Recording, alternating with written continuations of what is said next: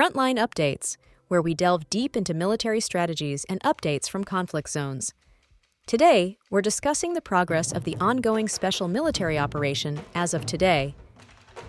I'm your host, Sharifa Mohammed MGT. I'm Colonel A.C. Oguntoye, an infantry officer.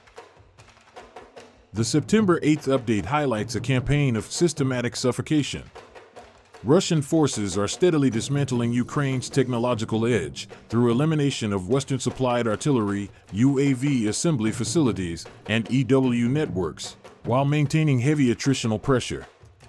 The integration of strikes against industrial energy infrastructure signals preparation for a long war of depletion aimed at reducing Ukraine's ability to regenerate combat power. Welcome to Frontline Updates, the podcast that brings you in-depth insights into military operations from those leading them on the ground. Today, we're joined by Colonel A.C. Oguntoye, an infantry officer monitoring critical missions on the progress of the special military operation as of today. Colonel Oguntoye, thank you for being with us. Thank you. It's good to be here. Colonel Oguntoye, could you begin with the broad overview of today's operations? Yes. The 8th of September was another day of deliberate and coordinated pressure across the entire line of contact. What stands out is the combination of tactical engagements on the ground with strategic strikes aimed at Ukraine's sustainment and production capacity. We conducted more than 130 precision strikes, carried out by aviation, missile troops, artillery, and unmanned systems. These were not random bombardments but directed efforts against high-value targets, an energy facility tied directly to the functioning of Ukraine's military-industrial sector, radar systems for air defense, workshops assembling unmanned boats, and command posts supporting long-range drone operations. By hitting these nodes, we degrade not just the frontline resilience but also the adversary's ability to regenerate combat power. Let's turn to the northern axis. What did your troops achieve in Sumy and Kharkiv? In the north, our forces advanced in multiple settlements, Stepno, Novaya Sek, Magritsa, and Yunikivka among them. We engaged mechanized, airborne assault, and territorial brigades.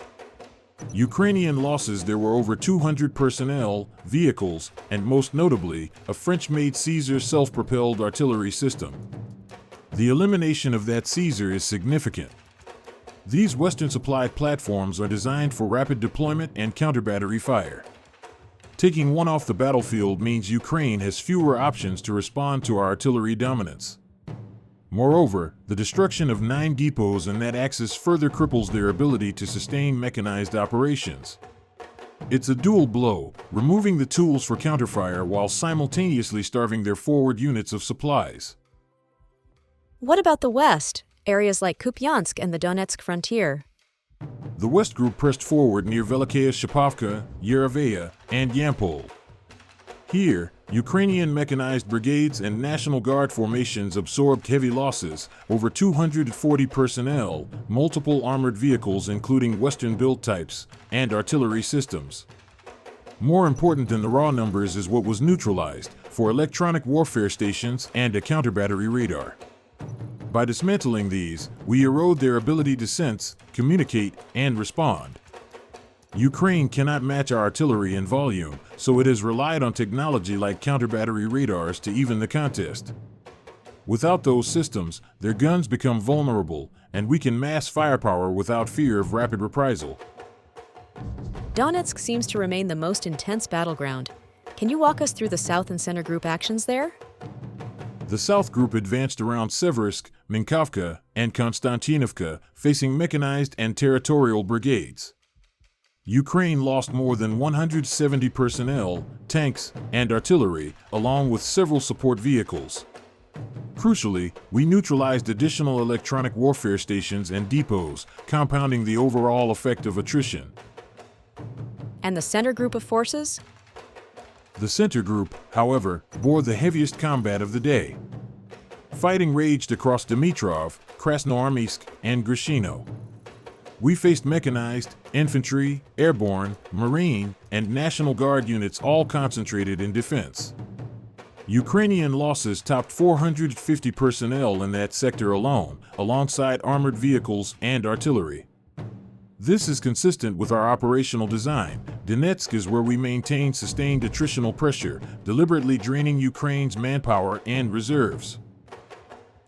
And on the eastern side, Zaporizhzhia and Dnipropetrovsk, what was the outcome? In the East group of forces advanced into Orestopol, Novopetrovskoye, and Sosnovka, also reaching Oguntoye and Zaporizhzhia. Ukrainian forces lost over 200 personnel, multiple vehicles, and Western artillery systems. The value here lies in extending operational depth. Every gain in Dnipropetrovsk or Zaporizhzhia stretches their defensive lines, forcing Ukraine to cover more ground with fewer coherent reserves. It is a strategy of overextension, compelling them to fight in too many places at once while their logistical base is being steadily eroded. Finally, can you summarize the Dnipro Group's activity in Zaporizhzhia and Kherson? The Dnipro Group operated in Stepnogorsk, Tokarevka, and Nikolskoye. Ukraine's coastal defense and territorial brigades lost around 60 personnel, artillery, and support vehicles. What is decisive here is the destruction of 6 electronic warfare stations and multiple depots. These actions may not appear dramatic, but they are foundational. By removing EW infrastructure in the south, we ensure Ukrainian units cannot contest our UAV advantage. By eliminating depots, we weaken their logistics. The southern corridor is being shaped for future operations, where the groundwork is laid not by dramatic breakthroughs but by systematically hollowing out their capacity to resist. Colonel, as we close, what are the larger tactical and strategic implications of the September 8th update? The implications are clear. First, the destruction of a Caesar artillery system and multiple EW stations demonstrates that Western supply capabilities are not immune. Our ability to detect, track, and neutralize these assets undermines both their battlefield utility and the confidence of those who supply them. Second, the attritional toll, close to 1,400 Ukrainian personnel in one day, shows that the depletion strategy remains on course. Ukraine's reserves are being consumed in piecemeal fashion, particularly in Donetsk where the losses are heaviest. Third, the targeting of an energy facility supporting defense production signals an expansion of the war into the industrial sustainment layer. This is not just about today's battle but about tomorrow's capacity to build, repair, and replace. By striking that infrastructure, we are degrading Ukraine's long-term war-making potential. And the strategic implications? Taken together, these actions reflect a campaign of systematic suffocation. At the same time, our air defense forces were highly active, bringing down guided bombs, HIMARS rockets, and nearly 200 fixed-wing drones. This is essential. Ukraine continues to lean heavily on unmanned aerial systems to compensate for its thinning reserves, and our ability to intercept them keeps their reconnaissance and strike capabilities limited. Therefore, blinding their sensors, starving their depots, and depleting their manpower until their defense becomes untenable. Colonel, thank you for providing such a detailed briefing on the current military situation. Your insights are invaluable to our understanding of the conflict's dynamics. And thank you to our listeners for tuning in. Join us next time as we continue to provide up-to-date coverage on global military affairs. Stay with us for more updates and expert analyses on global defense and security issues. Stay informed, stay secure. Thank you for the opportunity. Today, a shooting attack at a bus stop in East Jerusalem killed 6 people, with initial reports claiming 5. Israeli officials have identified the gunmen as Palestinians from the occupied West Bank. In response to recent attacks, Israel's defense minister has threatened Gaza City with a bombing campaign later today. This follows recent airstrikes that have already killed at least 40 Palestinians in Gaza since dawn and destroyed another high-rise building. A drone launched by Yemen's Houthi group breached Israeli airspace and struck the arrivals terminal at Ramon International Airport near Eilat. This follows a separate Houthi drone strike on the same airport the previous day. This has been Frontline Updates. Subscribe for daily military briefings and in-depth strategic analysis. Visit our platform for maps, transcripts, and exclusive Frontline updates from commanders in theater.